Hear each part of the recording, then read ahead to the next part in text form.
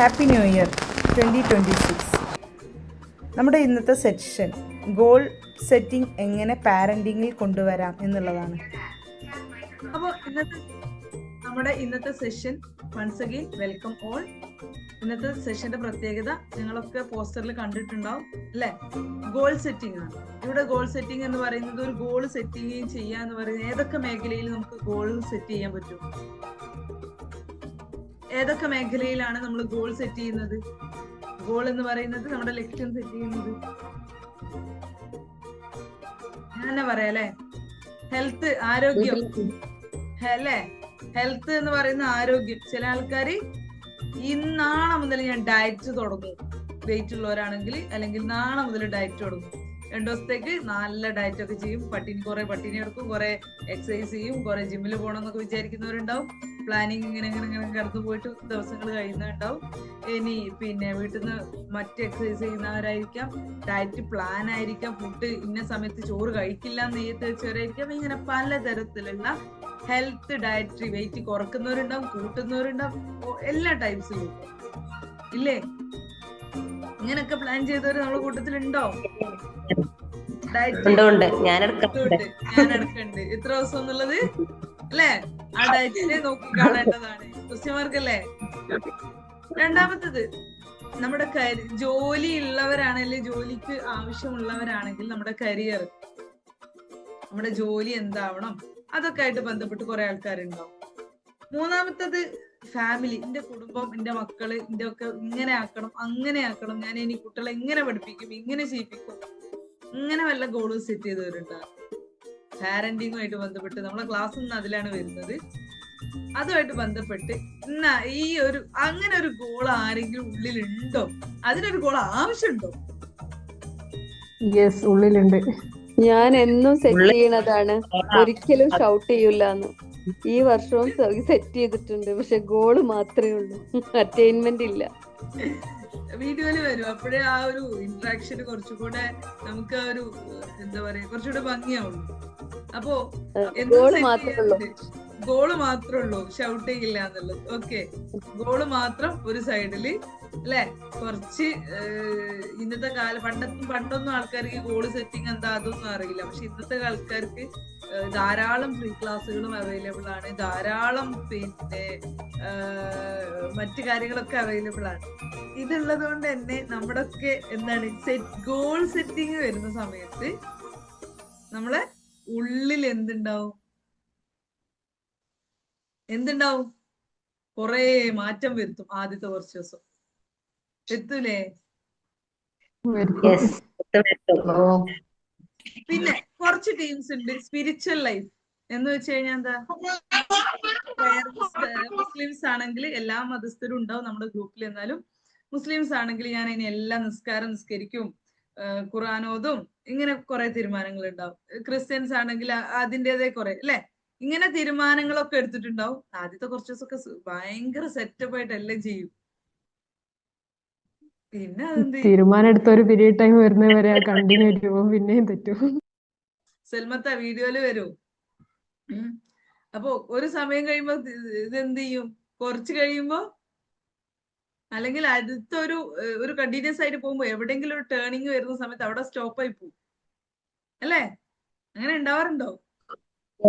അങ്ങനെ തന്നെയാണ്, ഒരു സംശയവുമില്ല. അപ്പൊ നമ്മുടെ ലൈഫിലൊക്കെ സ്പിരിച്വൽ ആവാം, അതായത് ആത്മീയമായിട്ട് പ്രയർ, നിസ്കാരങ്ങള്, കാര്യങ്ങളാവാം. ഇതോ എല്ലാം ഈ പല ജീവിതത്തിലെ എല്ലാ കാര്യത്തിലും നമ്മൾ ഇങ്ങനെ ഓരോ കാര്യത്തിൽ തീരുമാനം എടുക്കുന്നുണ്ട്. അതേപോലെ പേഴ്സണൽ ഗ്രോത്ത്, പേഴ്സണൽ ഡെവലപ്മെന്റ്. ഞാൻ ഇന്നു മുതൽ ഇനി എന്റെ പേഴ്സണൽ ഡെവലപ്മെന്റിന് വേണ്ടി ഞാൻ ബുക്കുകൾ ഇത്ര വായിക്കും വിചാരിക്കുന്നവരുണ്ടാവും ഇല്ലേ? ബുക്കുകൾ, അതേപോലെ മോട്ടിവേഷൻ ക്ലാസ്സുകൾ ഇന്നെ കേൾക്കും, ഞാൻ എന്നെ സെൽഫ് നോട്ടുകൾ ഉണ്ടാക്കി സെൽഫ് ഡെവലപ്മെന്റ് ഉണ്ടാക്കും. ഇങ്ങനെ കുറേ സംഭവങ്ങൾ നമ്മൾ സെൽഫായിട്ട് ചെയ്യും. ഇതൊക്കെ നമ്മൾ പ്ലാൻ ചെയ്തിട്ട് ചെയ്യാറുണ്ടോ? ഉണ്ട്. ഇതൊക്കെ റെഡി ആവാൻ വല്ല മാർഗമുണ്ടോ? ഓക്കെ, അങ്ങനെയാണ്. ഞാൻ വിചാരിച്ച എല്ലാം ചെയ്ത് പെർഫെക്റ്റ് ആണ്. ഓക്കെ, അതുപോലെ ഫിനാൻസ്. അത് കഴിഞ്ഞ ദിവസം നമ്മൾ മെഡിറ്റേഷനിൽ ചെയ്ത സമയത്ത് സെൽമത്ത് ഉണ്ടായിരുന്നു. മെഡിറ്റേഷന്റെ സമയത്ത് നമ്മള് ഗോള് സെറ്റ് ചെയ്ത സമയത്ത് എല്ലാവർക്കും വേണ്ടത് 1 crore ആണ്, 1 കോടി രൂപയാണ്. 2026 വേണ്ടത്. അങ്ങനെ നമ്മൾ സെറ്റ് ചെയ്തു. 1 കോടി കിട്ടും ഇപ്പൊ എവിടുന്നോന്ന് ചോദിച്ചു. അങ്ങനെ നമ്മൾ സെറ്റ് ചെയ്തു, നമ്മൾ പ്രാക്ടീസ് ചെയ്തു. ആ സെഷൻ നന്നായിട്ട് എല്ലാവരും 1 കോടി വാങ്ങിപ്പോയി. പക്ഷെ എത്രത്തോളം നമ്മളെ ലൈഫിൽ ഒരു ദിവസം കൊണ്ട് കിട്ടുന്നതല്ല, എത്രത്തോളം നമ്മളെ ലൈഫിൽ നമ്മൾ അതിനെ സെറ്റ് ചെയ്ത് ലൈഫിലേക്ക് എത്തിക്കുന്നുവോ അത്രയാണ് നമ്മളെ ലൈഫ് വീണ്ടും വീണ്ടും കൂടുതൽ അച്ചീവ്മെന്റിലേക്ക് നമ്മൾ എത്തുന്നത്. സോഷ്യൽ ലൈഫ് അതുപോലെ നമ്മുടെ പേഴ്സണൽ ഗ്രോത്ത് പോലെ തന്നെയാണ്. മറ്റുള്ളവരോട് ഞാൻ ഇങ്ങനെ പെരുമാറും, ഇങ്ങനെ എന്റെ സ്വഭാവം ഞാൻ ഇങ്ങനെ കാണിക്കൂല, ഇങ്ങനെ ഞാൻ എന്റെ സ്വഭാവം കാണിക്കും, ഇങ്ങനെ തുടങ്ങിയിട്ട് നമ്മുടേതായ കുറേ ചേഞ്ചസ് നമ്മൾ ഓരോ ന്യൂ ഇയറിലും വരും. അതേപോലെ വരുന്ന ഒരു ഇമ്പോർട്ടന്റ് കാര്യമാണ് ഇവാലുവേഷൻ. 2025 ഇവാലുവേഷൻ നിങ്ങൾ അത് ചെയ്തിട്ടുണ്ടായിരുന്നോ? ഇല്ല, ഇതൊക്കെ ഒരു ചെയ്തില്ല. കോമൺ ആയിട്ടുള്ള കാര്യമാണ്. ഞാൻ ഇനി സ്പെസിഫിക് ആയിട്ട് നമ്മൾ ഇന്ന് ഫോക്കസ് ചെയ്യുന്നത് പാരന്റിങ്ങിന്റെ കേസിലാണ് നമ്മുടെ ഇന്നത്തെ ഗോൾ സെറ്റിംഗ് വരുന്നത്. കാരണം നമ്മുടെ ഗ്രൂപ്പ് സ്മാർട്ട് ലൈഫ് പാരന്റിങ് ഗ്രൂപ്പാണ്. ഈ പാരന്റിങ് ഗ്രൂപ്പ് ആയതുകൊണ്ട് തന്നെ നമ്മളെ ഗോൾ സെറ്റിങ്ങും ഇതുമായിട്ട് കണക്ട് ചെയ്തിട്ട് ചെയ്യാനാണ് ഞാൻ ഉദ്ദേശിക്കുന്നത്. കോമൺ ആയിട്ട് ഫിനാൻസ്, ഹെൽത്ത്, ഇങ്ങനെ കുറെ സാധനങ്ങളുണ്ട്. എനർജി ലെവൽ മാറുന്നതിനനുസരിച്ച് ഓരോന്നിനും വ്യത്യാസമുണ്ട്. ഇതൊന്നും നമ്മൾ ഇപ്പോൾ താൽക്കാലികമായിട്ട് എല്ലാം കൂടെ നമുക്ക് എടുക്കാൻ പറ്റില്ല. അപ്പൊ പാരന്റിങ് ആയിട്ടാണ് ഞാൻ ഫോക്കസ് ചെയ്യുന്നത്. അപ്പൊ പാരന്റിങ് എന്ന് പറയുമ്പോൾ നമുക്ക് അറിയാം അല്ലെ, പാരന്റ്സ് എന്ന് പറയുന്നത് കഴിഞ്ഞ വർഷം ഞാൻ ഏത് തരത്തിലുള്ള പാരന്റ് ആയിരുന്നു, എത്ര മാർക്ക് പാരന്റ് എന്ന രീതിയിൽ കഴിഞ്ഞ വർഷം ഞാൻ എൻ്റെ കുട്ടികളെ എത്ര മാർക്കിൽ അവർക്ക് കൊടുക്കേണ്ടതെല്ലാം കൊടുത്തുകൊണ്ട് എത്ര മാർക്ക് എനിക്ക് ഞാൻ കൊടുക്കും ആസ് എ പാരന്റ് എന്ന രീതിയിൽ എനിക്ക് എത്ര മാർക്ക് കൊടുക്കും. നിങ്ങൾക്ക് മാർക്ക് കൊടുക്കുക, ജസ്റ്റ് ടെക്സ്റ്റ് ചെയ്യാം എത്ര മാർക്ക് കൊടുക്കും. അല്ലെങ്കിൽ വോയിസ് ടെക്സ്റ്റ് ചെയ്യാൻ മടിയുള്ളവർ വോയിസ് മ്യൂട്ട് മാറ്റിയിട്ട് സംസാരിക്കാം. ഔട്ട് ഓഫ് 10 ആണോ? ഔട്ട് ഓഫ് 10 പറഞ്ഞു. ഔട്ട് ഓഫ് 10 എത്ര മാർക്ക് നിങ്ങളെ പാരന്റിങ് എന്ന ഒരു കർത്തവ്യം അല്ലെങ്കിൽ ഒരു പ്രോസസ് ചെയ്തതിൽ നിങ്ങൾ എത്ര മാർക്ക് കൊടുക്കും? 8. ആരാണ് അതാള്? 5. 8, 5, പിന്നെ 7. 5.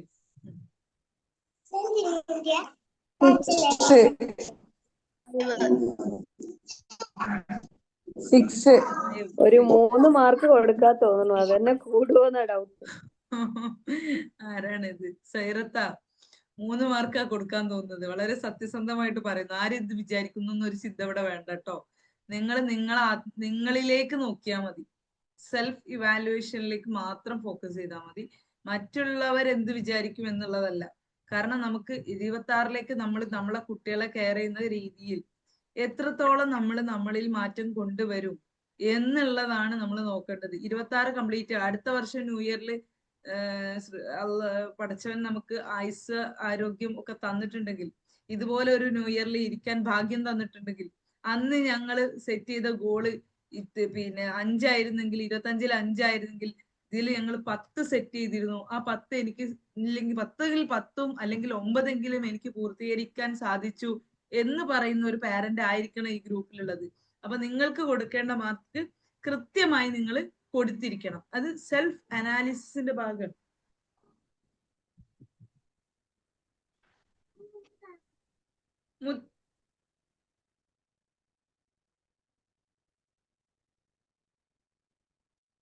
അപ്പോ നമ്മുടെ സെൽഫ് അനാലിസിസിന്റെ ഭാഗമാണ് ഈ സെൽഫ് അനാലിസിസ് എന്ന് പറയുന്നത്. നമ്മളിൽ കറക്റ്റ് ശരിയായ അവയർനെസ് നമുക്കുണ്ടെങ്കിലേ നമ്മളിൽ മാറ്റങ്ങൾ കൊണ്ടുവരാൻ പറ്റുള്ളൂ. ഞാൻ സൂപ്പറാന്ന് എനിക്ക് എല്ലാം അറിയാന്ന് പറഞ്ഞാൽ പിന്നെ എനിക്ക് ബുക്ക് വായിക്കേണ്ട ആവശ്യമില്ല, ഏത് ക്ലാസ് കേൾക്കേണ്ട ആവശ്യമില്ല, ഞാൻ ഒരു കാര്യം നോക്കൂല. കാരണം അപ്പൊ ഞാൻ എന്തായി? എല്ലാം എനിക്കറിയാം, പക്ഷെ എനിക്ക് എന്തോ അറിയോ? ഒന്നും അറിയണ്ടാവില്ല അല്ലേ? അതേപോലെയാണ് നമ്മുടെ പാരന്റിങ്. നമ്മൾ ശരിക്കും ഞാൻ നല്ല പാരന്റാണ്, ഞാൻ പെർഫെക്റ്റ് ആണ് എന്ന് ഞാൻ പെർഫെക്റ്റ് അല്ല. ഞാൻ പെർഫെക്റ്റ് അല്ല, അല്ലെങ്കിൽ എനിക്ക് ഇത്ര മാർക്ക് ഇടാൻ പറ്റൂ എന്ന് എനിക്ക് സെൽഫ് അവയർനെസ്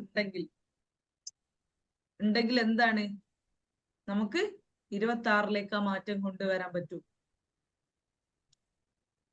ചെറിയൊരു ബുക്കും പേനയൊക്കെ എടുക്കുക കേട്ടോ. എന്നിട്ട് നിങ്ങൾക്കിട്ട മാർക്ക് എത്രയാന്ന് അവിടെ ജസ്റ്റ് ഒന്ന് നോട്ട് ചെയ്യാം.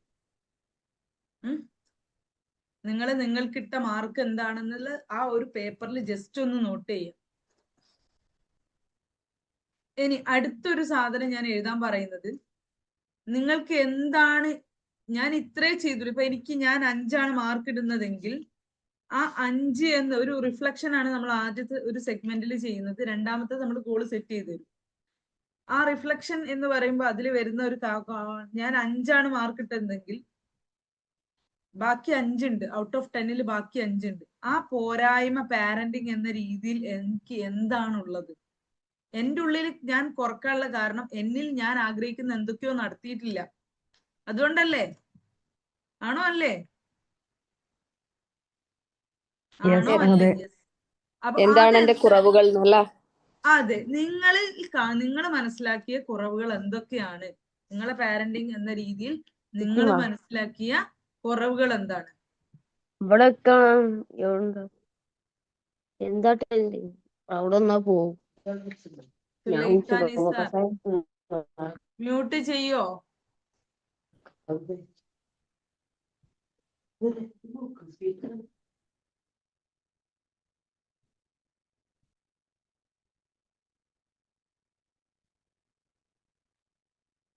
പറയാം എന്തൊക്കെയാണെന്നുള്ളത്. നിങ്ങൾ പറയണ്ട, നിങ്ങൾ ജസ്റ്റ് നോട്ട് ചെയ്യാം. 1 മിനിറ്റ് സമയം തരാം. നിങ്ങൾക്കുള്ള പോരായ്മകൾ പറയുമ്പോൾ നിങ്ങൾക്ക് വിഷമാണ്ട, ഒരു കോമൺ ഗ്രൂപ്പ് അല്ലേ. പക്ഷെ നിങ്ങൾ എന്ത് ചെയ്യണം? നിങ്ങൾ എഴുതണം, ജസ്റ്റ് എഴുതുക. എന്നിട്ട് എന്ത് ചെയ്യാം? അവിടെ നിങ്ങളുടെ പോരായ്മ എന്ത്? 1 മിനിറ്റ് സമയം തരാം, എഴുതാം കേട്ടോ എല്ലാവരും.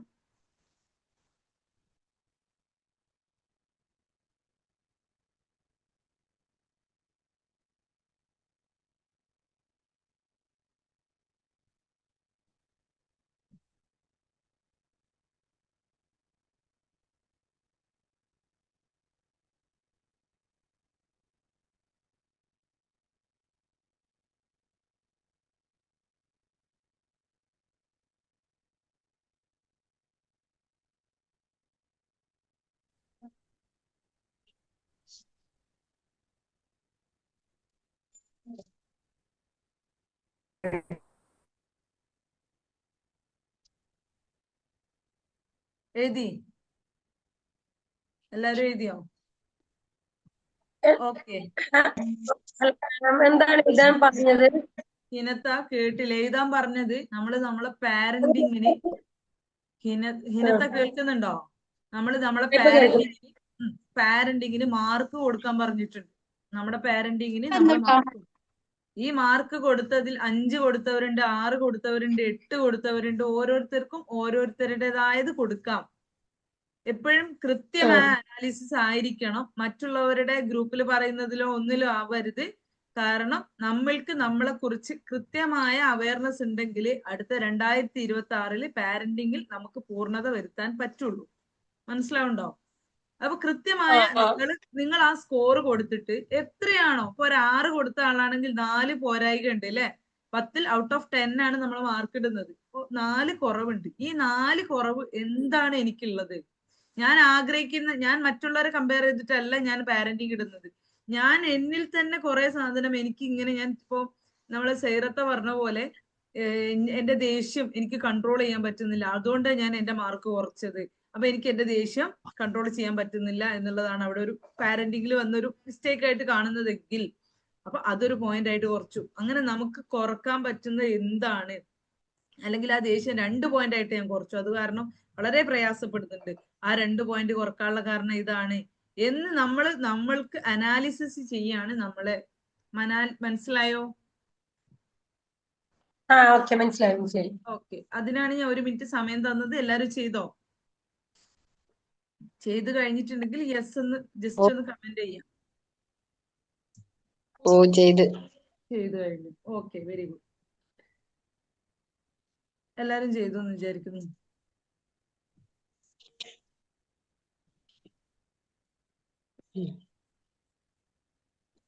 യെസ്.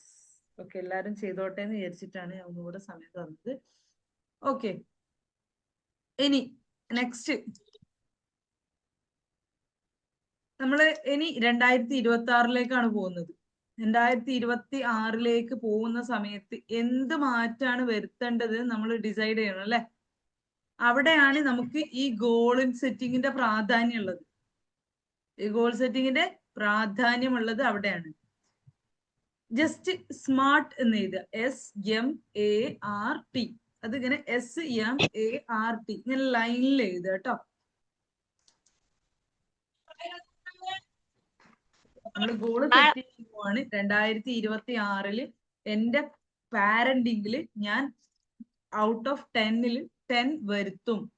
2027 ജനുവരി 1 നമുക്ക് ഇങ്ങനെ ഒരു മീറ്റിങ്ങിന് ഭാഗ്യം കിട്ടുകയാണെങ്കിൽ അവിടെ നമ്മൾ സംസാരിക്കുന്നത് എനിക്ക് അന്ന് സെറ്റ് ചെയ്ത് തന്നതിന് ശേഷം എൻ്റെ കുട്ടികളിൽ ഞാൻ നല്ലൊരു പാരന്റായി, എൻ്റെ കുട്ടികളിൽ നല്ലൊരു മാറ്റം കൊണ്ടുവരാൻ എനിക്ക് സാധിച്ചു എന്ന് പറയുന്ന പാരന്റ്സ് ആയിരിക്കണം ഈ വന്നിട്ടുള്ള ഏകദേശം 45ഓളം ആളുകൾ നമ്മളെ ഗ്രൂപ്പിൽ വന്നിട്ടുണ്ട്. 45ഓളം ആളുകൾ പറയേണ്ടത്. അപ്പോൾ നിങ്ങൾ എല്ലാവരും എഴുതിയോ? സ്മാർട്ട് എഴുതിയോ? അതില് ഫസ്റ്റ് ഗോൾ സെറ്റ് ചെയ്യുന്ന സമയത്ത് സ്പെസിഫിക് ആയിരിക്കണം. എന്താ സ്പെസിഫിക് എന്ന് പറയുന്നത്? പാരന്റിങ്ങിന്റെ സൈസിൽ ഇപ്പൊ ലൈഫിന്റെ കാര്യത്തിൽ പറയുമ്പോൾ ഒരു കരിയർ ആണെങ്കിൽ എനിക്ക് ഇന്ന കരിയർ ടീച്ചർ ആവണം, ഇന്ന സ്ഥാപനത്തിൽ ഇന്ന സ്ഥലത്ത് എനിക്ക് ജോലി വേണം. അത് നമുക്ക് എന്താണ് ഒരു കരിയർ ഗോൾ സെറ്റിംഗ് ആയിട്ട് കണക്കാക്കാം. എന്നാൽ പാരന്റിങ്ങിന്റെ കേസിൽ എന്താണ് നമ്മൾ അവിടെ സ്പെസിഫിക് ആയിട്ട് ചെയ്യേണ്ടത്?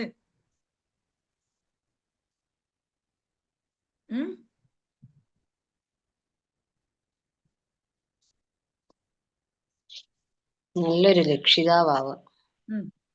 നല്ല രക്ഷിതാവാവുക. എന്തൊക്കെ കാര്യത്തിൽ? അപ്പൊ മാർക്ക് കൊടുത്തപ്പോ എത്രയാ ഉള്ളത്? നമ്മള് സ്പെസിഫിക് അല്ല. രക്ഷിതാക്കൾ ചെയ്യുന്ന കാര്യങ്ങൾ പാരന്റിന്റെ കേസിൽ കുട്ടീനെ ഞാനായാലും നിങ്ങളായാലും ആഗ്രഹിക്കുന്ന എന്റെ കുട്ടികൾ നന്നാവണം, എന്റെ കുട്ടികൾ നന്നായി മിടുക്കരാവണം, നന്നായിട്ട് പഠിക്കണം. ഇതൊക്കെ ഒരു ഗോൾ തന്നെയാണ്. പക്ഷെ ഇത് സ്പെസിഫിക് ഗോൾ അല്ല.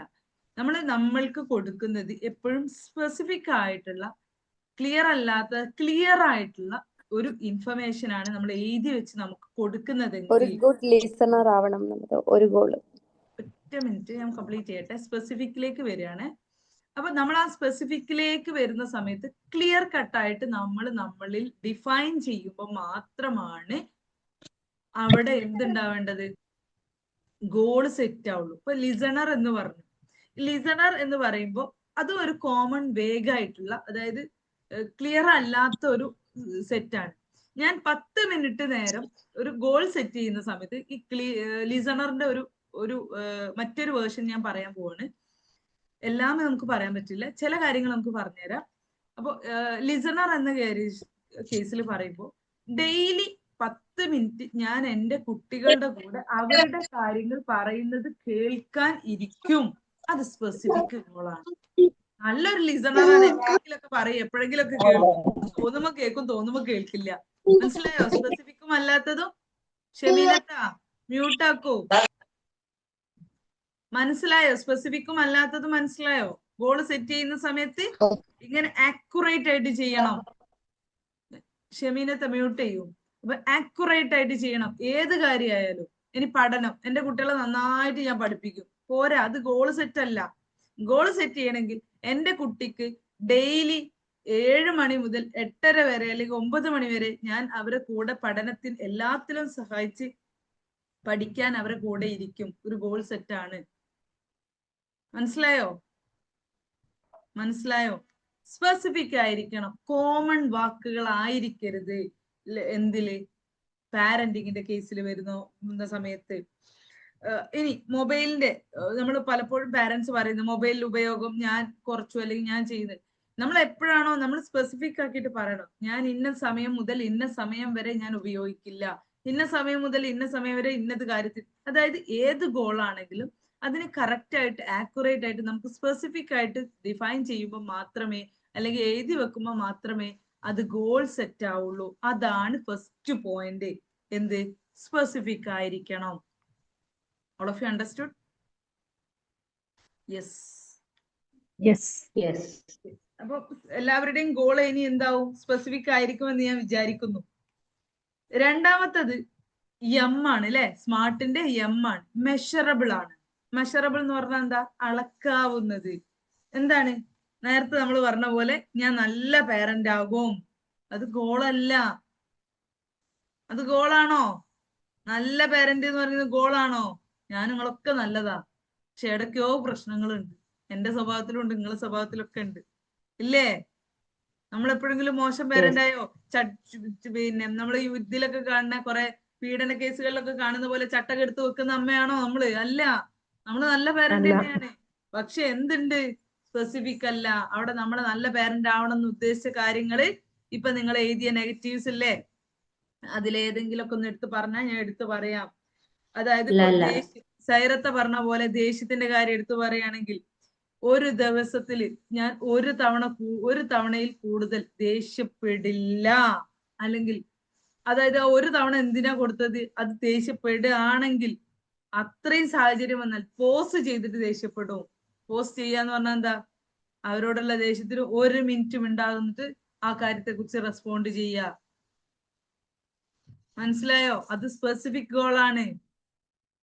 അതായത് മെഷർ ചെയ്യാൻ പറ്റണം, നമുക്ക് ഇങ്ങനെ അളക്കാൻ പറ്റണം. ഞാൻ എത്ര ദിവസം എത്ര നേരം എങ്ങനെയൊക്കെ ദേഷ്യപ്പെടുന്നു, നമ്മൾ നമ്മളെ കുറിച്ച് ആലോചിച്ച് നോക്കുക.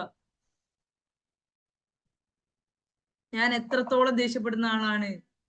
സെൽഫ് അനാലിസിസ് വേണം. എന്നിട്ട് നിങ്ങൾ എന്ത് ചെയ്യാ? നിങ്ങളിലേക്ക് കൃത്യമായിട്ട് നിങ്ങൾ പറഞ്ഞു കൊടുക്കുക, ഇന്ന സമയത്ത് ഇന്നതേ ദേഷ്യപ്പെടാവൂ. മെഷർ ചെയ്യുമ്പോ എന്താ ഉണ്ടാകുക? ഇങ്ങനെ കൃത്യമായിട്ട് ചെയ്യുന്നതിലൂടെ കിട്ടുന്ന ബെനിഫിറ്റ് എന്താണെന്നറിയോ? എന്താണ്? നമ്മുടെ സെൽഫ് അവയർനെസ് കൂടും. നമുക്ക് നമ്മളെ കുറിച്ച്, ഞാൻ നല്ല പേരന്റാന്ന് പറയുന്ന സ്വഭാവം എന്ന് പറഞ്ഞാൽ അത്ര നല്ല ഒന്നല്ല. 8, 9, 10 ഒക്കെ കൊടുത്തിട്ടുള്ള ആരെങ്കിലും ഉണ്ടെങ്കിൽ, ഇല്ല 10 കൊടുക്കാനുള്ള സ്വഭാവ ഗുണമൊന്നും എനിക്കില്ല, എന്റെ 9 ആക്കാം എന്ന് തീരുമാനിക്കാൻ പറ്റും. എനിക്ക് എന്നെ മനസ്സിലാവുമ്പോൾ മാത്രമേ എന്ത് ചെയ്യുള്ളൂ, എനിക്ക് എന്റെ ഫ്യൂച്ചറിൽ മാറ്റം വരുത്താൻ പറ്റുള്ളൂ. ഞാൻ നേരത്തെ പറഞ്ഞ പോലെ, ഞാൻ എല്ലാം അറിയുന്ന ആളാണ് എങ്കിൽ, ഈ പ്രപഞ്ചം മുഴുവൻ എനിക്ക് അറിയുന്നതാണെങ്കിൽ, പിന്നെ എനിക്ക് ബുക്കുകൾ വേണ്ട വായിക്കാൻ, എനിക്ക് ആരും ഒന്നും ചെയ്യണ്ട, ഒരു ക്ലാസ് വേണ്ട കേൾക്കാൻ, എനിക്കൊന്നും വേണ്ട. ഐ എം ഫുൾ എന്ന കോൺസെപ്റ്റായി. ഞാൻ എല്ലാമാണ് എന്നുള്ള അഹങ്കാരമായി. അതേസമയം ഞാൻ പഠിച്ചതൊക്കെ കടലിൽ നിന്നൊരു തുള്ളി വെള്ളം എടുക്കുന്ന അത്ര മാത്രമേ ഉള്ളൂ. എനിക്ക് ഇനിയും പഠിക്കാനുണ്ട്, എനിക്ക് ഒരുപാട് ഇനിയും അറിയാനുണ്ട്, എനിക്ക് ഇനിയും മനസ്സിലാക്കാനുണ്ട് എന്ന ചിന്തയാണെങ്കിൽ നമ്മൾ എന്ത് ചെയ്യും? വീണ്ടും വീണ്ടും അതിലേക്ക് ആഴത്തിലേക്ക് വന്നുകൊണ്ടിരിക്കും. പലപ്പോഴും പല ക്ലാസ്സുകൾ എടുക്കുമ്പോഴാണ്, അല്ലെങ്കിൽ പല കൗൺസിലിംഗ് സെറ്റിങ്ങിൽ ഇരിക്കുമ്പോഴാണ്, ഓ ഇത് ഇങ്ങനെയും എഫക്റ്റ് ചെയ്യും എന്ന് തിരിച്ച് പഠിക്കുന്നുണ്ടെങ്കിലും പല കാര്യങ്ങളും ബോധ്യം വരുന്നത് ലൈഫിലേക്ക് വരുമ്പോഴാണ്. ഈ പറയുന്ന എന്നിൽ തന്നെ ഒരുപാട് മിസ്റ്റേക്കുകൾ വരും. ഈ വരുന്ന സമയത്ത്, അല്ലെങ്കിൽ എന്നിലെ മിസ്റ്റേക്ക് എനിക്ക് മിസ്റ്റേക്ക് ആയിട്ട് തോന്നൂല. മറ്റൊരാൾ കൗൺസിലിങ്ങിന് വരുമ്പോഴാണ്, ഓ ഇത് ഇത്ര വലിയ പ്രശ്നമായിരുന്നു അല്ലേ, ഞാൻ ഇവിടെ എന്റെ കുട്ടികളോട് ഇത് പെരുമാറിയത് ശരിയായില്ല എന്ന തിരിച്ചറിവ് എനിക്ക് വരാറ്. ഞാൻ പറഞ്ഞു വരുന്നത്, നമ്മൾ ആരും പൂർണ്ണരല്ല. അപ്പൊ നമ്മളിൽ വരുത്തേണ്ട മാറ്റങ്ങൾ ഓരോന്നും നമ്മൾ കൃത്യമായിട്ടുള്ള അളവ് ഉണ്ടായിരിക്കണം. എന്റെ സ്വഭാവം എവിടെയാണ്, എത്രയാണ്, ഇതിനെ ഇനി എന്ത് മാറ്റം വരുത്തണം? മനസ്സിലായോ? മൂന്നാമത്തെ ഗോള് അച്ചീവബിൾ. അച്ചീവബിൾ അതായത് സാധ്യമായത്. എന്താ സാധ്യമായത്? ഒരു ഉദാഹരണം പറഞ്ഞുതരാം. ഇപ്പൊ ഇന്ന് എൻ്റെ അടുത്ത് ഒരാള് ഫോണിൽ സംസാരിച്ച സമയത്ത്, എൻ്റെ ഒരു സുഹൃത്ത് തന്നെയാണ്, എന്നോട് സംസാരിച്ച സമയത്ത് എന്നോട് പറഞ്ഞത്, ഞാൻ ഫോൺ ചെയ്യുന്ന സമയത്ത് എൻ്റെ കുട്ടികൾ ഇങ്ങനെ കച്ചറ ഉണ്ടാക്കുന്നത് കണ്ടു. അപ്പോ കേട്ടപ്പോ ഞാൻ ഡീൽ ചെയ്യുന്നത് കണ്ടിട്ട് എന്നോട് പറഞ്ഞു, പിന്നെ എനിക്കിത് എന്തായാലും പറ്റൂല, എനിക്ക് പറ്റുന്നേ ഇല്ല. ഈ 2026 ഞാൻ ആകെ സെറ്റ് ചെയ്ത കൂടെ ഞാൻ എൻ്റെ കുട്ടികളോട് ദേഷ്യം പിടിക്കൂല എന്നുള്ളതാണ്. നടക്കുന്ന കാര്യം വല്ലതുമാണോ? ഒരു ദിവസം കൊണ്ട് ഇനി ദേഷ്യം പിടിക്കുന്ന എൻ്റെ ഈ പേഴ്സണാലിറ്റിയെ കൊണ്ടുപോയിട്ട് മറച്ചിട്ടിട്ട് ദേഷ്യം പിടിക്കൂല എന്ന് പറയുന്ന നടക്കുന്ന കാര്യം വല്ലതുമാണോ? എടാ, നമ്മളെ നേരത്തെ പറഞ്ഞ സൈറത്താ, നിങ്ങൾ തന്നെ വരി. നേരത്തെ നിങ്ങൾ ദേഷ്യം പറഞ്ഞോണ്ടാട്ടോ നിങ്ങളെ വിളിക്കുന്നത്. നടക്കുവോ? ഒരു ദിവസം കൊണ്ട് മാറ്റാൻ പറ്റുമോ? എന്നേ മാറ്റിയേനെ മാറുകയാണെങ്കിൽ അല്ലേ? എല്ലാരും വീഡിയോയില് വരി. മാറ്റാൻ പറ്റുമോ? എന്താണ് നിങ്ങളാരും മിണ്ടാത്തത്?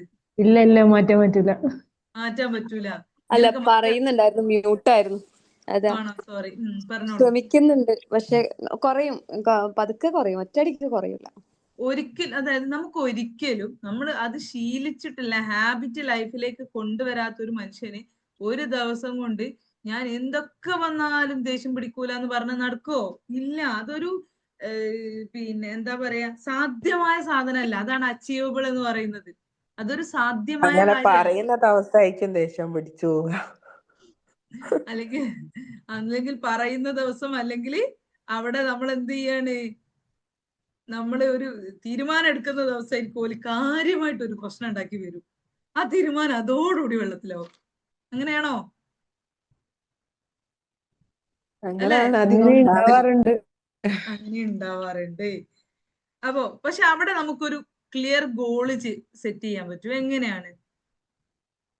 എത്ര ദേഷ്യം വന്നാലും ആ ദേഷ്യം വരുമ്പോ അതേ സ്പോട്ടിൽ ഞാൻ എന്ത് ചെയ്യില്ല, റെസ്പോണ്ട് ചെയ്യൂല. ഒരു മിനിറ്റ്, ഒരു 5 സെക്കൻഡ്, അല്ലെങ്കിൽ ഞാൻ മുഖം കഴുകിയിട്ട് അവരോട് ദേഷ്യം പിടിക്കുള്ളൂ. സിമ്പിൾ ആയിട്ട് പറയുകയാണെങ്കിൽ, ആ ദേഷ്യത്തിന്റെ അത്രയും കട്ടിയുള്ള അവസ്ഥയാണെങ്കിൽ പോലും ഞാൻ മുഖം കഴുകിയിട്ട് അവരോട് ദേഷ്യം പിടിക്കുള്ളൂ. ഇത് നമുക്ക് ചെയ്തൂടെ? നല്ലൊരു തീരുമാനം. നല്ലൊരു തീരുമാനമാണ്. പക്ഷെ ഇത് നിങ്ങൾ പ്രാക്ടിക്കൽ ആക്കണം. ഞാൻ ഈ പറയുന്നതിൽ എന്തെങ്കിലും ഒരു ഉപകാരം വേണമെങ്കിൽ നിങ്ങൾ അത് ദേഷ്യം പ്രാക്ടിക്കൽ ആക്കണം.